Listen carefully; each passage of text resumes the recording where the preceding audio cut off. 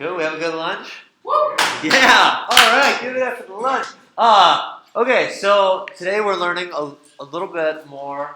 Well, we're gonna actually start to build our own servers today, which is really cool. Super stoked. We're gonna learn one way today, and then I think tomorrow we're gonna start learning the way we're gonna be kind of doing it for the rest of the course.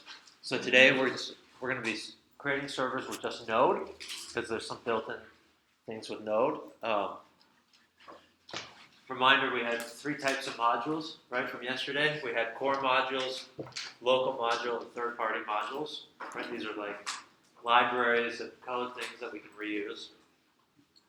And core modules are built into Node, and one of the examples was HTTP, right? So HTTP allows us to set up our own server.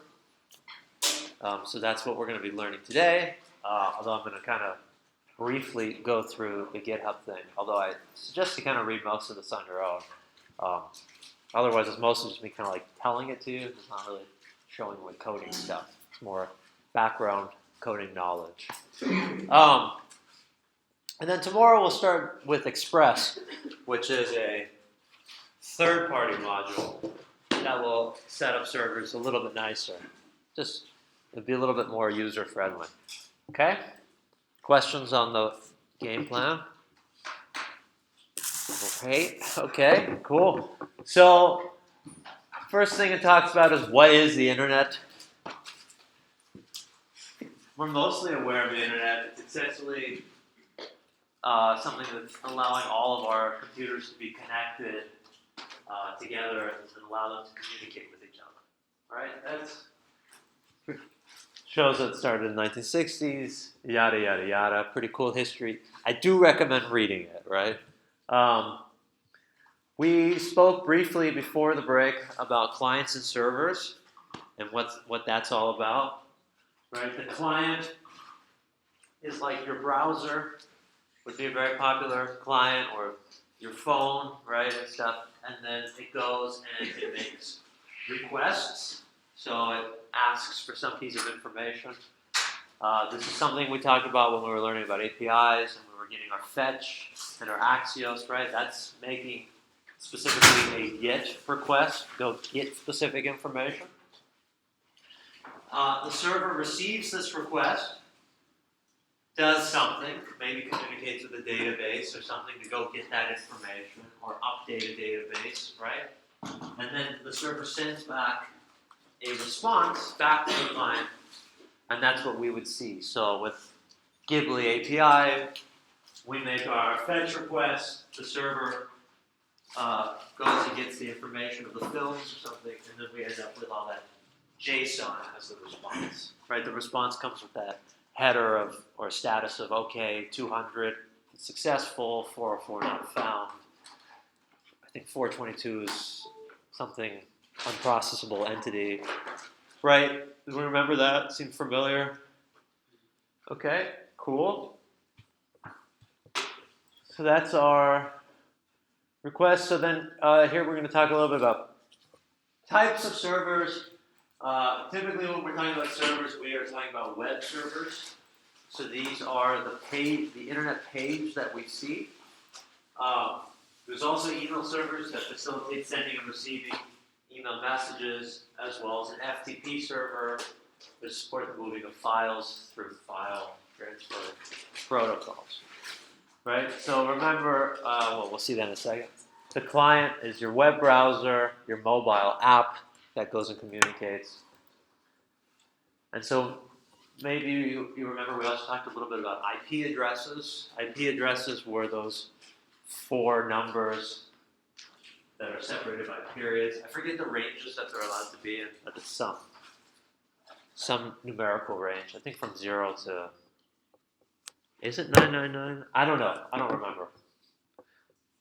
Regardless, IP addresses look like this kind of number, and you can access websites the same way.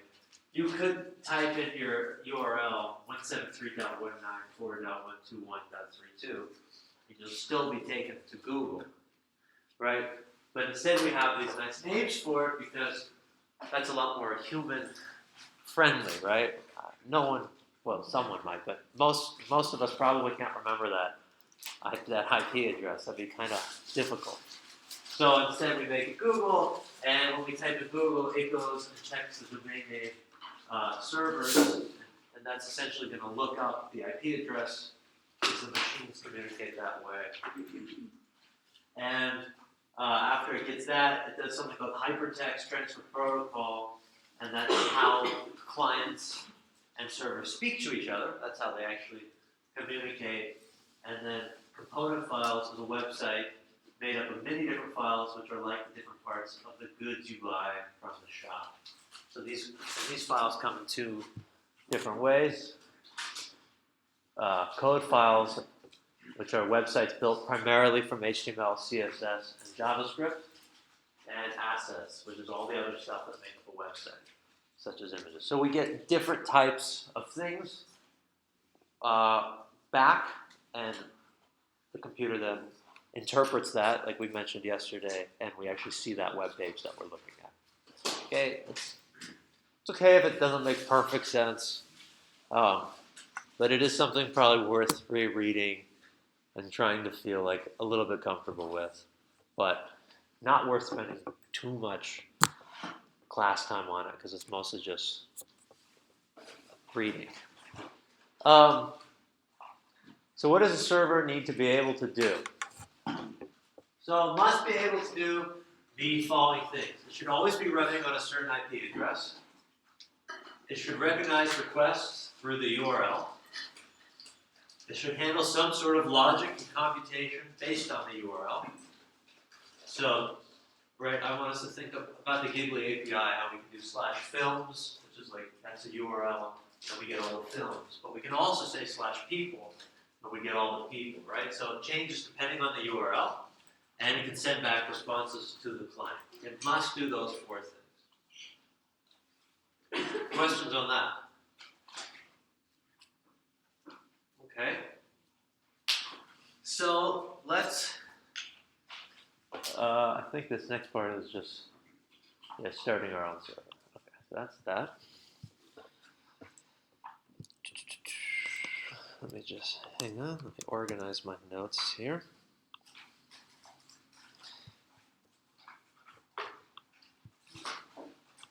Okay, I think I'm good to go. Okay, so let's create our first server together. Yeah? I'm so excited. Okay, so create a new file in your code, right? VS Code. A lot of the times you'll see these called app.js. Okay, that's pretty standard. So I would probably call this file app.js. Just like how we used to call our HTML index.html, because that's pretty standard, and our JS index.js. These tend to be app.js. Okay, let's open up the terminal here. Server intro. Great. Okay. So, as mentioned before, we had this HTTP built into Node. And so, first thing we want to do is require that core module. So, how can I do that? Does anyone remember? Yeah, Will? Oh, sorry. Yep, perfect. Cons? Module FS. We're going to call it, this one's going to be called HTTP. Yeah, so module name. And require. Require. FS. Yeah, or in this case, HTTP. Perfect. Right, so this is how we're requiring core modules always. I don't have to npm install anything. These are pre-created into Node. Okay. The next thing we're going to do is declare a port to run. So a server is just a computer running on the it's just a program. Sorry, the server is just a computer program that's running on a computer, and the entire computer has that IP address. What makes the port so special is that you're indicating that this specific computer program and its functionalities can be accessed through this specific port. Okay, so we put the port so we can specifically access the server on this port. We'll know exactly where to look, and we can create it within our computer. Don't worry if that doesn't make perfect sense. You'll need a port. It's like a port of access. You know, if you're on a boat, you take it to the port to get the goods from the boat or something. It's kind of like the same thing. This is a port that we create that we can go access the information that we're trying to get. So let's create a port. Const port. A lot of the time, this port can be, I think, almost anything. Typically, it's 3000 is what you'll be playing with. Sometimes 3001. I think I see 8000 sometimes. Usually it's 3000. It's just like a semi-standard number to be playing around with in what's called localhost, because we're going to be hosting this server locally on our machine. So if I'm running a server on my computer, like a localhost server, which is what we're going to be doing, I don't think you'll be able to ping and get my data. It would be, at least not easily. So this is just for your development process. We'll eventually host all of this somewhere else. Like Heroku is a service that has servers that will host websites, and then we can more easily access those. But this is just for local development. Okay. Okay. So then the next thing is we have to create our server. So that's something that's built into our HTTP. So we can go ahead and let's also declare it and say const server. And let's go ahead and do HTTP. That's referring to the module that I'm importing. And create server. And invoke it.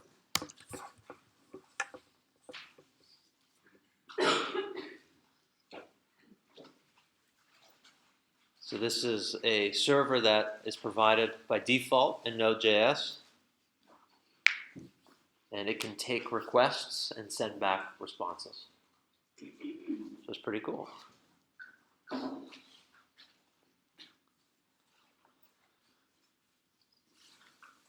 we with me so far? Kind of. I know it's new. So don't worry. It takes a little bit to click. It's okay. And we also want to have our server listening for requests to come. And so we need it to be running. And so in order to do that, we have to tell it to listen. And we have to say what port we want to listen on. Okay? So what do I mean by that? We can say server.listen. And this is a function that takes in 2 arguments. Our port. So we're going to be listening on port 3000. Sorry about that annoying box. And the second function is a callback function. So I'm just going to make an anonymous fat arrow function. And I'm going to just write a little console log message to myself so I can see that it's working. So I'm going to say log, and I'm going to say like something like server is running on port.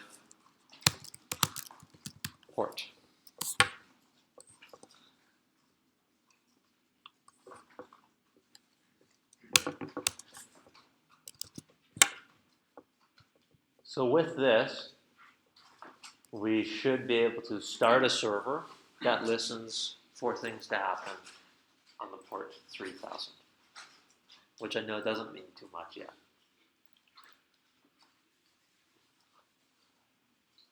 Let's run this bit of code and see what happens. So I'm going to run this code with Node, app.js, and we get this message that says server is running on port 3000. Okay, so something's happening. Can't really see anything yet, but what we can see is that something is actually happening. So that's a small victory, right? What's something we noticed? It's still running. And it's still running, right? It hasn't stopped. So that's something to take note. This will not stop running until you stop it. And that's on purpose. You want that server to be able to continue listening for events or requests, right? So let's notice something else together.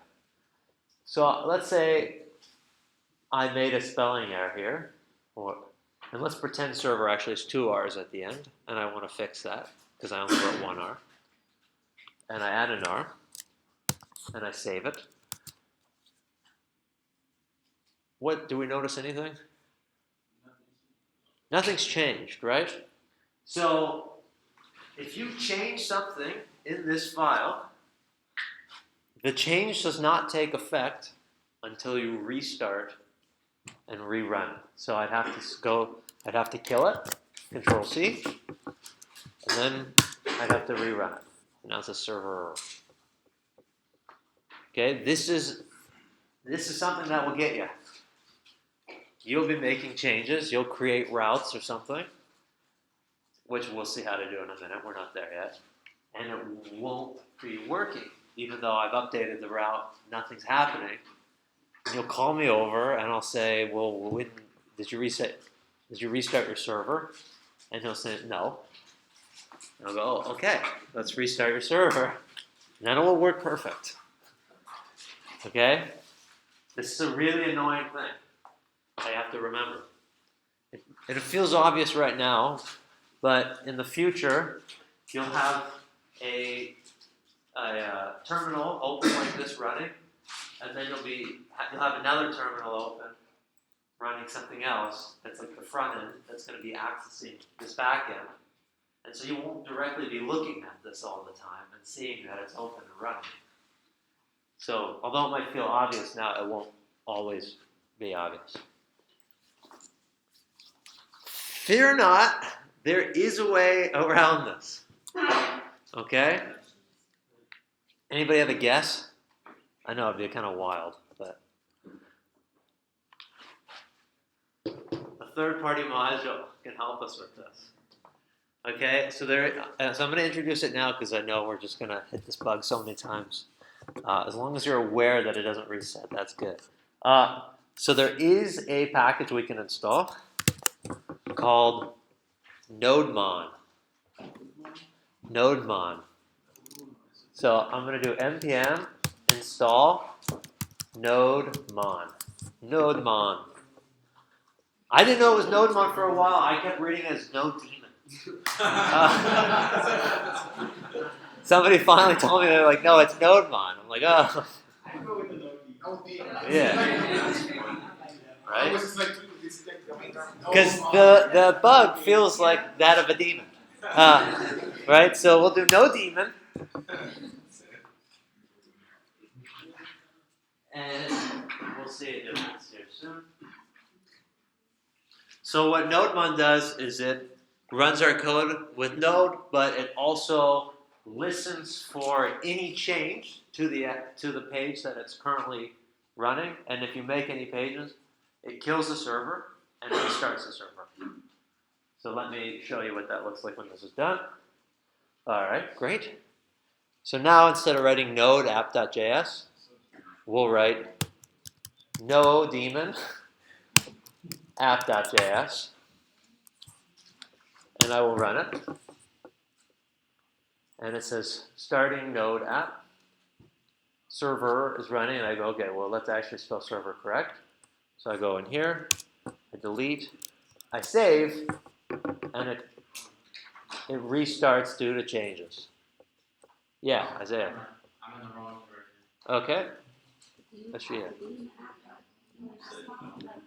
Oh, yeah, no. I keep getting Yeah.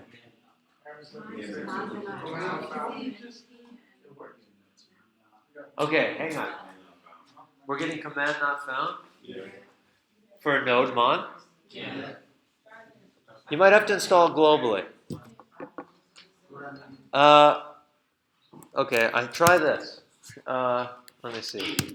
I think you would write npm install or npm I node mon try -g.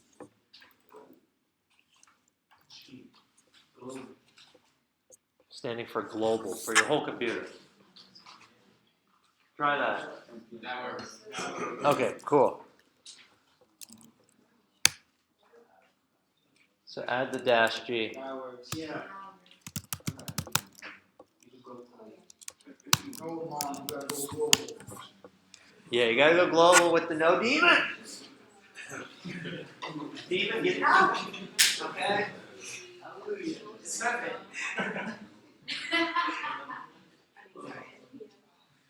Yeah, but if you are in an interview and they ask you about something, probably call it node fun, because they might not know what the hell you're talking about with no demon. Sure. Okay, does everybody have that going? Yeah, Brandon. You're getting an NPM there.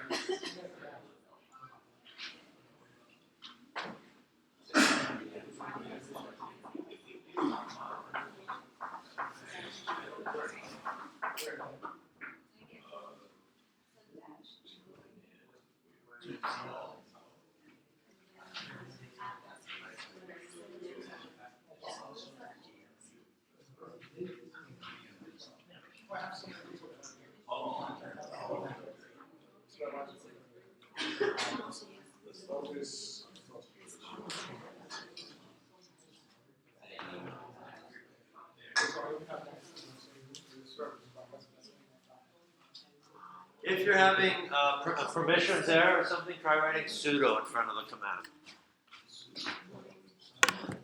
It's kind of a hacky way to get around it. Okay, so this is helpful. If you, for some reason, don't use Node 1, you have to remember to restart your server whenever you make changes. Okay, so currently we've got the server running, and we've got nothing really cool happening, right? So let's get something cooler to happen, yeah? Are we all on the same page right now? Okay. Okay, so create server takes in a function as an argument. So right now our create server is not taking in anything, but it can. So we can add an anonymous function, and that anonymous function takes in two arguments. It takes in a request, REQ, and response, RES. Right? Remember, these are variable names, but this is the standard for request and response, rec and res. Standard is in that order. Don't forget. Right? First comes the request, then comes the response. Makes sense, right? Should be somewhat intuitive.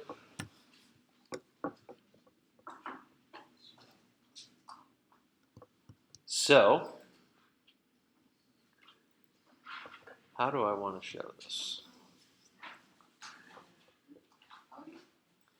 So, when a request comes, let's go ahead and make a response, and we'll say res.end, let's say. So we want the response to be at finish, and let's just respond hello world. I think this will work. If this doesn't work, I have another example that will work. Okay? Our server should have restarted. So now let's actually make this request.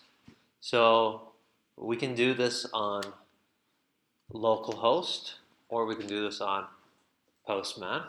For now, let's go to localhost. So I'm going to open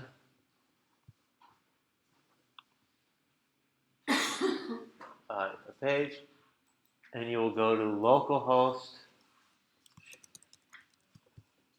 I can't make that larger. Maybe I can just write it by hand.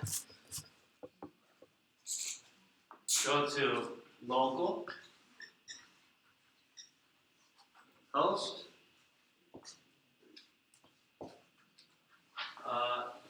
colon 3000. That's our port.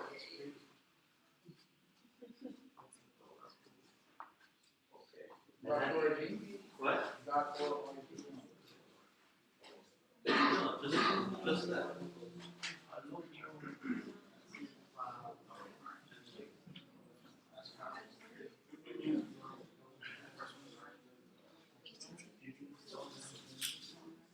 Was everybody able to get that to work? Yes, sir. Who said no?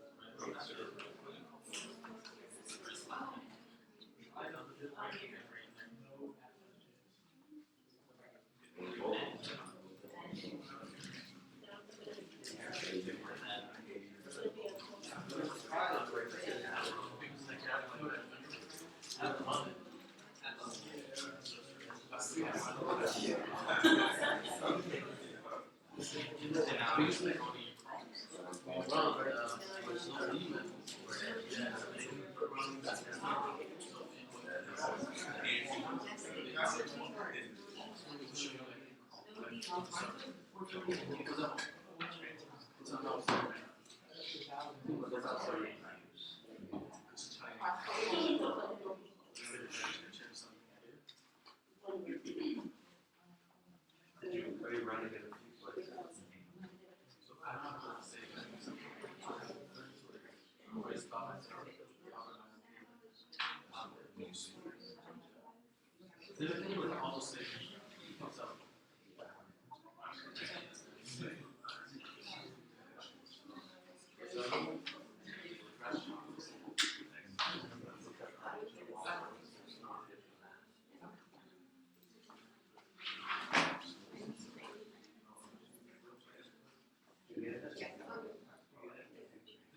Anybody not get it yet?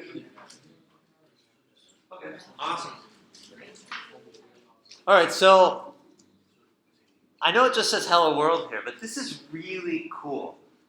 Okay, I don't know. Yeah, thank you for that. Right, oh God, like this is really, really cool. What's happening here? This is we've written in the URL and we've gotten back this "Hello World." Yeah, Word is right. And we can also do this via Postman. So let's go ahead and explore Postman.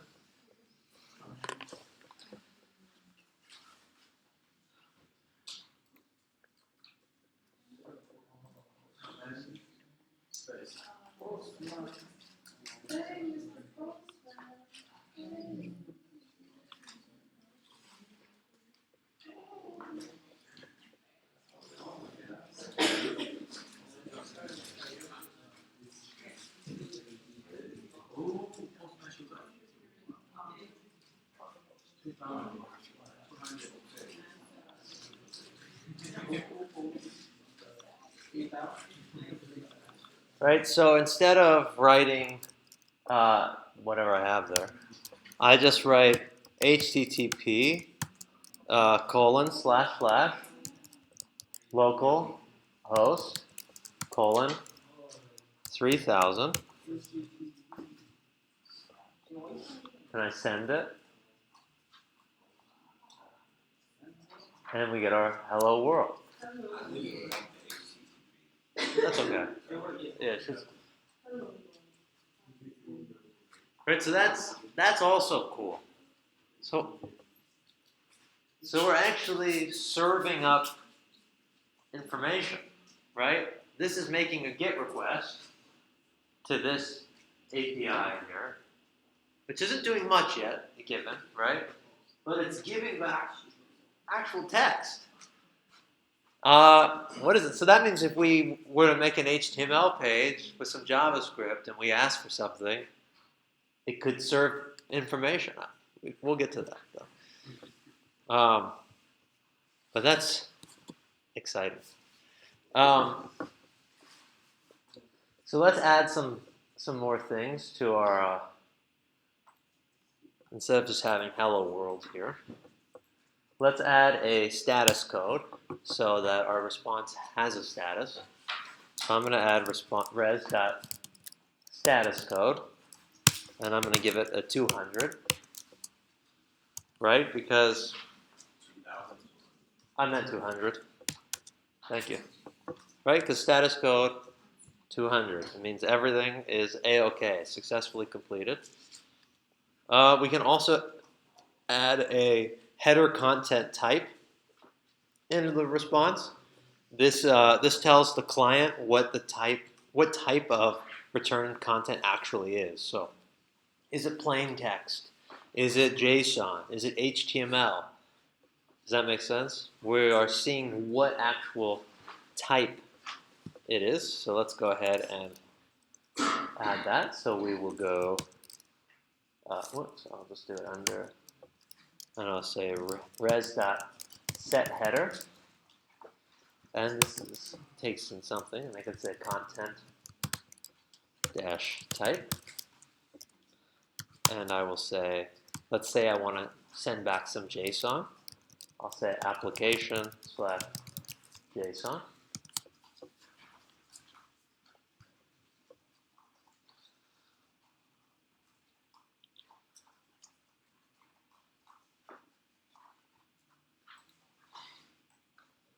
And then if I forget exactly why, but if we want to be able to access this from other places than just inside of our current where we are, we want to be able to do access control allow origin. So we'll say res.setHeader access control allow origin, and we'll say from anywhere, so star.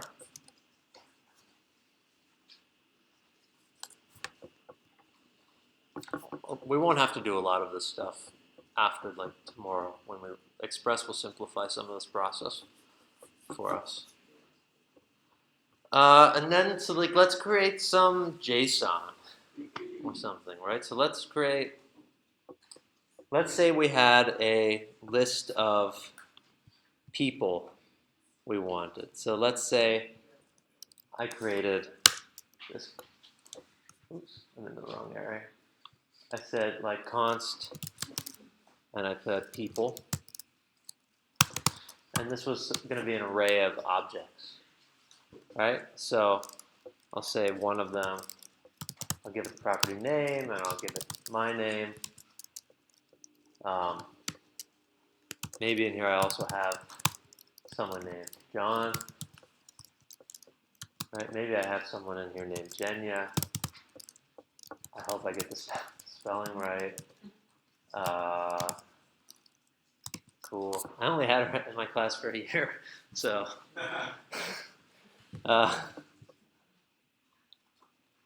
Right, so we've got these people. And instead of saying res.end hello world, let's actually send back some JSON. So I'll say JSON.stringify, and then I will pass in people.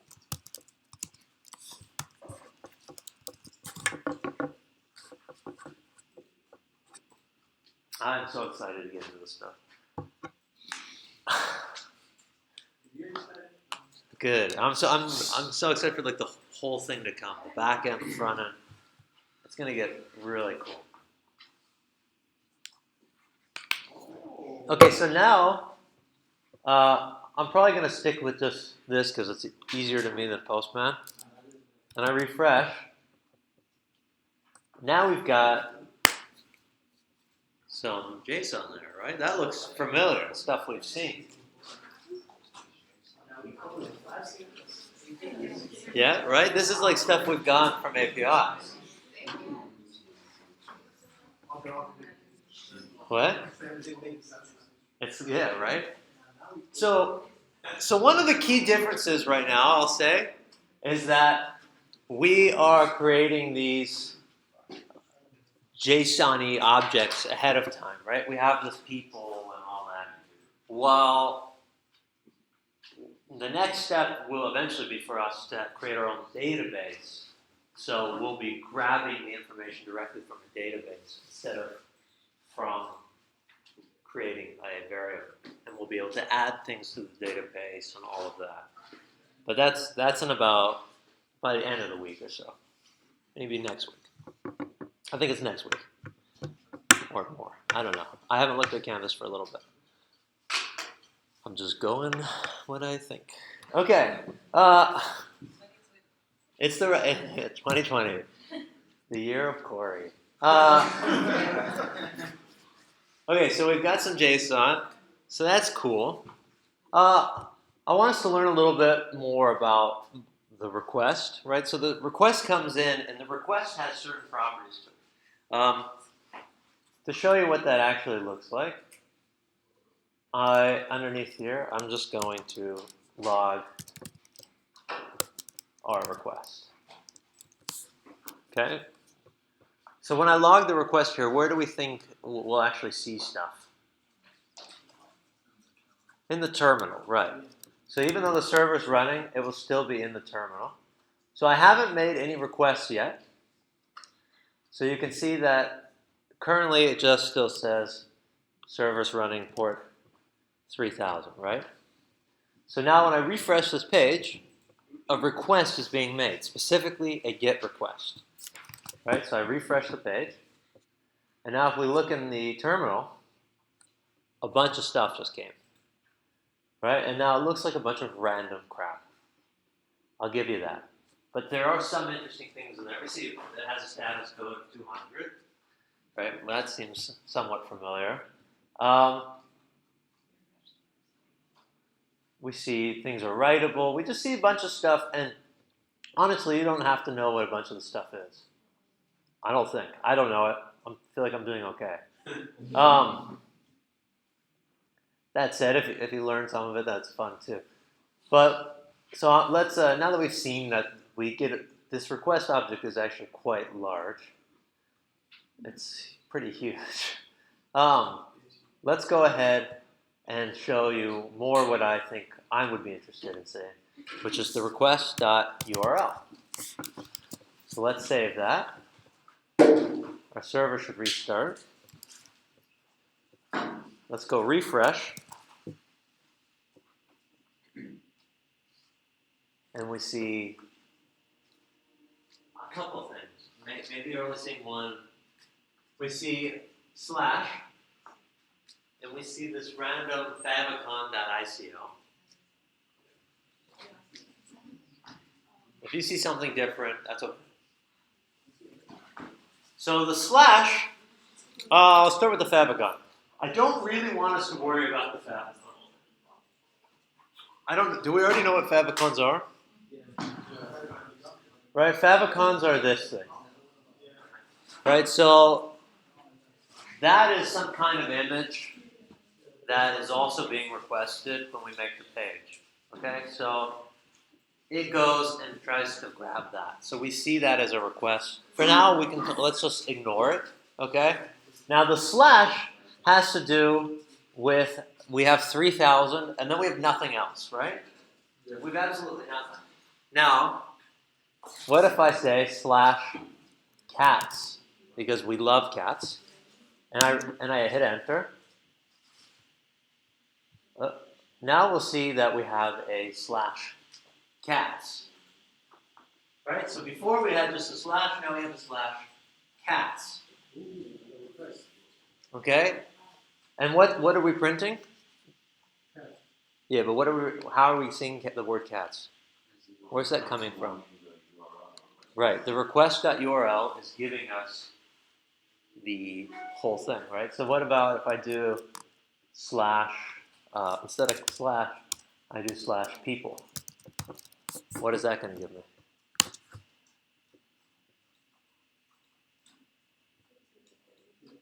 Slash people, right? Now we're getting the exact same data back right now. We're getting that array full of people, even though I'm changing the URL.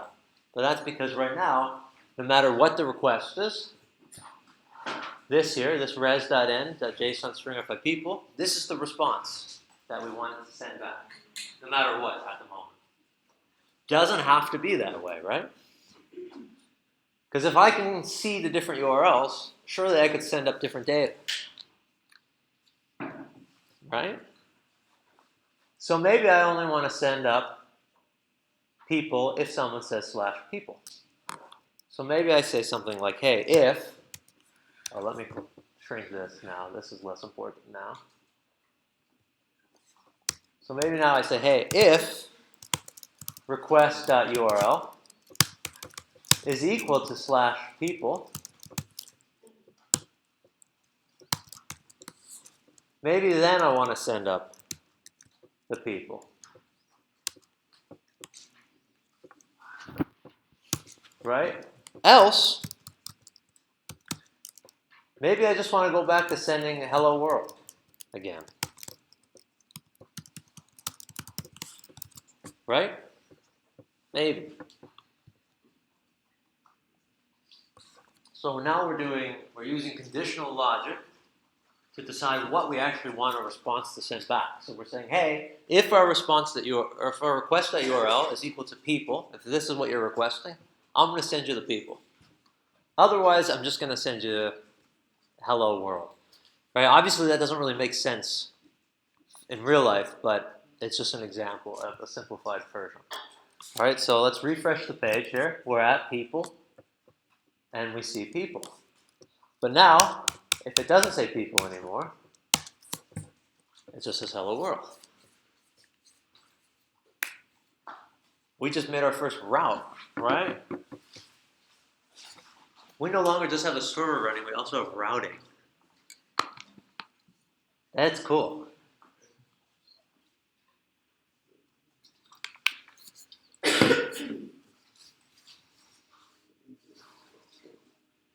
Questions so far? All right, so let's take this one step further, yeah?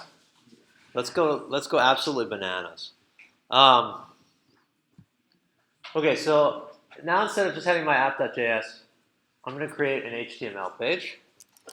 So I'll say index.html, and I'm going to create a JavaScript page. So index.js. Okay, so my HTML, I'm going to leave it as pretty standard. So I'm just going to do the HTML5 fill-in, so I get all this random crap. Well, it's not really random or crap, but you know what I mean. And I'm going to call this first server. And in my body, I'm going to have just the UL. And I'm going to have a button that says click me.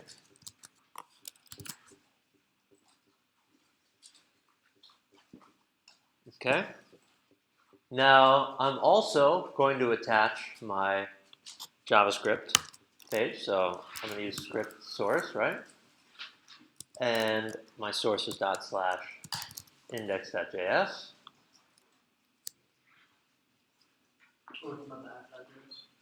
No, I'm not putting my server into the front end. I want us to start thinking of the app.js as back end, HTML, that kind of stuff is all front end. Okay, are we all with me so far still? Sweet, I'm super so again, like, my heart's starting to pound. Okay, so we've got our first server, click me. Let's add the Axio Script. So I'm going to go grab that. I don't remember it. Axio Script. Wouldn't it be cool to be able to like remember these things? Maybe. I mean, then you'd have like your head just full of so much stuff. But I like to keep my head like totally empty. But okay, we'll just add this little Axio Script here. And I'll add that in here. And let's go to our index.js. Let's wait for everything to load. So I'll say document .add event listener. What should I listen for? Yeah, we know this one, right? This is great. Content loaded. Don't care about the event. Okay, and let's add, yeah, what's up? On your terminal, if you accidentally delete the server running, clear out, how do you go back?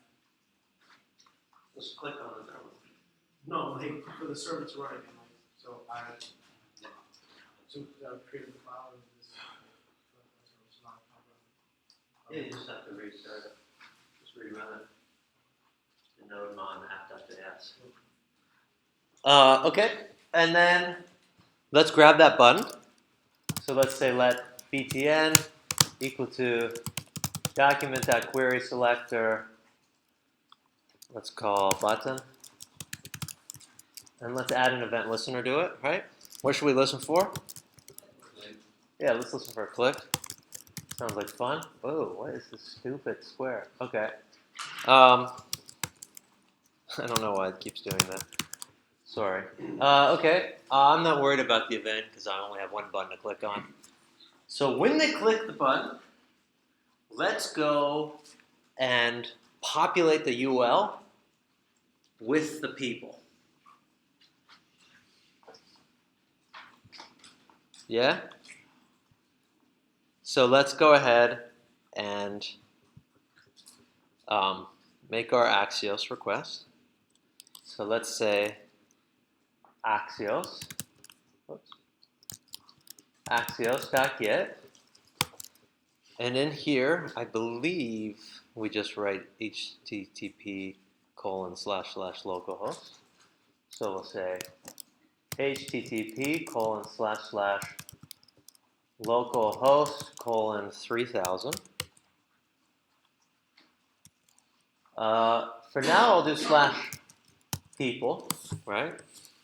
Because I'm trying to hit the route with our people. Then, I'm going to get my response.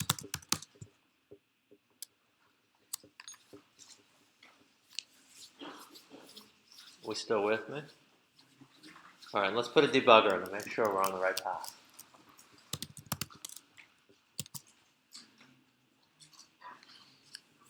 All right, let's open up our HTML. So I'm going to copy path,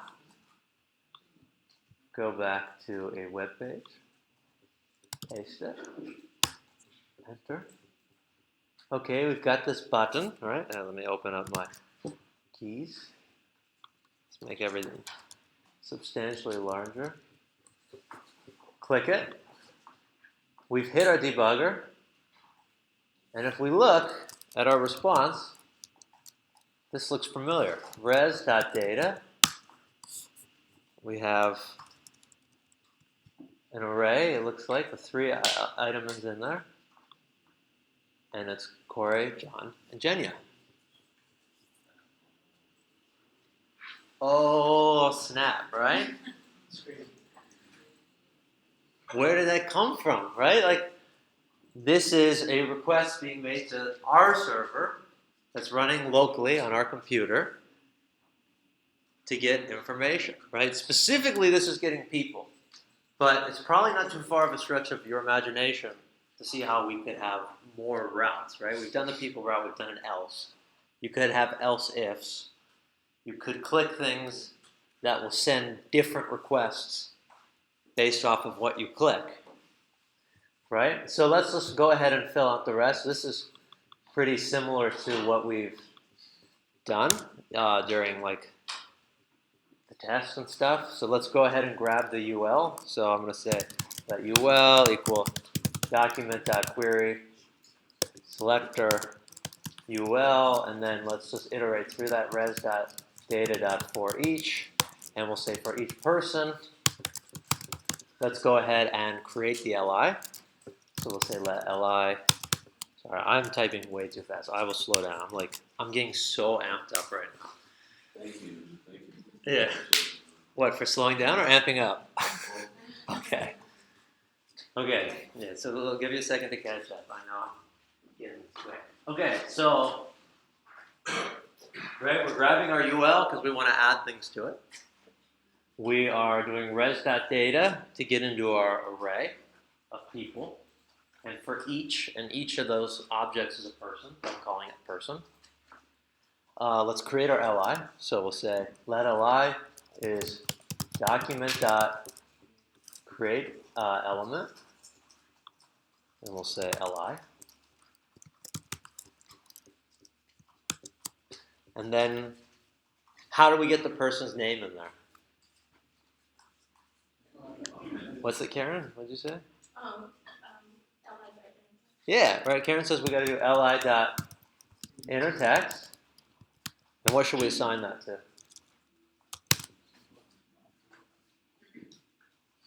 Isaiah? Person, that name. Yeah, right. We have our person dot our name attribute. And then somebody said something else about appending. Who said that? Danny. What's next? We have to append li to the UL. Append the li to the ul. So ul dot append child. Append child. Li. We can save it. Are we ready? Are we caught up? I'll give you another 30 seconds before we do it.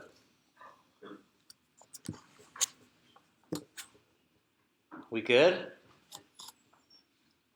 Give me some eyes if you are not done. Okay, everybody's avoiding me. Okay, so let's do it. Let's refresh. Well, we've got our click me page. We click it, and boom. We now have a list of people. If I keep clicking it, we'll keep seeing it, but that's things we've dealt with before. That it's not the point of this lesson. So I'm not gonna go deeper on that. That's not the point.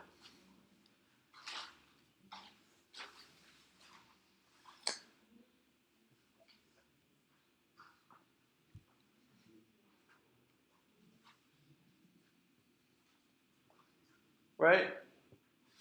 So let's just explore this a little bit more and reiterate on this. Actually, I'll have you do it. So here's your challenge. I want you to add on to this, essentially. I want there to be, here, I'll write down what I want, yeah? I want create a list of cats in your backend. On the front end, there should be a select bar. Whoops. A select bar. Why does that keep happening? Okay. People should, or you, client should select either cats or people and see the appropriate list. Okay, any questions on what I'm asking of you? So I want there to be a select bar that when they click on the select, it shows either people or cats. The user will be able to go, okay, I want to see the people. Boom, you'll see all the people listed, and then you go, okay, I actually want to see all the cats. Change the select bar to cats, and you see all the cats. Okay? I'm gonna stop the recording because I don't want it to freeze. Okay, cool.